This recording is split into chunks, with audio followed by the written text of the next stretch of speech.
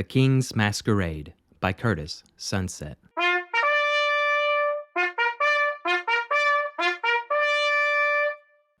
In the midst of the masquerade, all eyes were on the king, who needed not a mask as he searched for the one who'd wear his ring.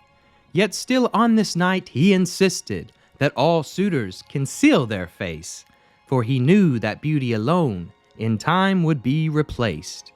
And so the grand hall was filled with men that would bare their souls, for all would seek his affection, but only one masked man would win the role. And as they all danced and sang, the king had narrowed his choice to 5. But now had come the time for tests to see which man would make him feel alive. You see, a king well followed could have most anything. Riches, brains, brawn, and beauty were all there, but something deeper would win this ring. One by one the suitors came forth to make their case unto the king, who as they spoke gazed into their eyes, while the people cared more for the gifts each suitor would bring. First stepped forth a man whose mask was made of gold.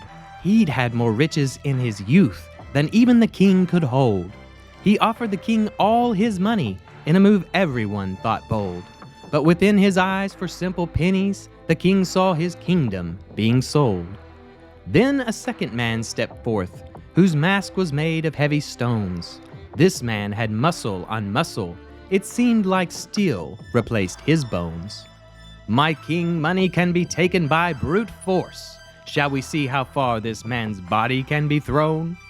The king did laugh, but within this man's eyes, nothing sensitive could ever roam. A third man stepped forth, who wore a fox upon his face. He was clever, smart, and cunning. His brain took up a lot of space. My king, if it be your wish, I'd make both men disappear without a trace. But in his eyes was a hollow void, where manipulation filled each pupil's place. A fourth man stepped forth, who wore feathers head to toe. He was well poised and charming. He had simply stolen the show. My grace, all this toxic masculinity is a bore, for I can show you things you've never seen before, and we need only go to your bedroom, where I promise to do all the chores. The king almost went unto his chambers, but the man's wispy eyes shone through, reminding the king that whichever way the wind blew, this man would surely blow there too. No other man stepped forward, so the king called upon the last. The prospects weren't looking good. The night had almost passed. But then stepped forth the man with many colors upon his mask. By all measures he was average, and no one thought he'd be fit for the task. But this man had stood out to the king, for he had also concealed his eyes, which piqued the curiosity of the room, for all had wondered why. Uncover your eyes, the king demanded, so that I can look within their depths. And when the man did, the whole room gasped, and many of them wept. For shining through under the mask were eyes of ocean blue, and nothing could disguise the man now, for most of the kingdom had already gazed upon the eyes of unique hue. These were the eyes that had looked in theirs in their darkest times of sorrow. These were the eyes that knew them all well and had promised them all a better tomorrow. The king looked into the man's eyes and saw a reflection of the room, but he saw no people there, just dreams. Dreams this man had helped each bloom. The king stood there speechless, for love is a tricky game, but the man saw the king's dreams and began to ignite the flame. My dear king, you have many fine suitor here today. I have nothing to offer you but me and a love that won't go away.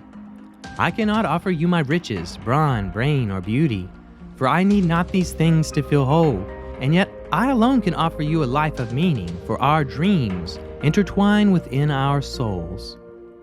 A hush came over the crowd as the king began to speak. In this man's eyes he saw a life together, and it caused his heart to shriek.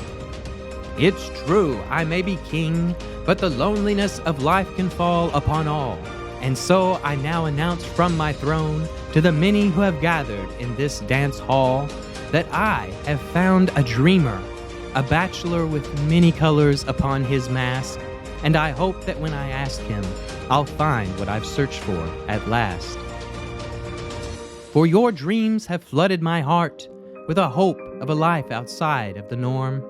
Your eyes show that you'll change not only me, it's my whole kingdom you've already transformed. You see, you, my friend, are the rainbow, the covenant after each storm. And no matter how cold life gets, I know, gazing into your eyes, I will be warm. I cannot demand what I desire most, even if I'm king. So I must ask you first, my love, will you wear this ring?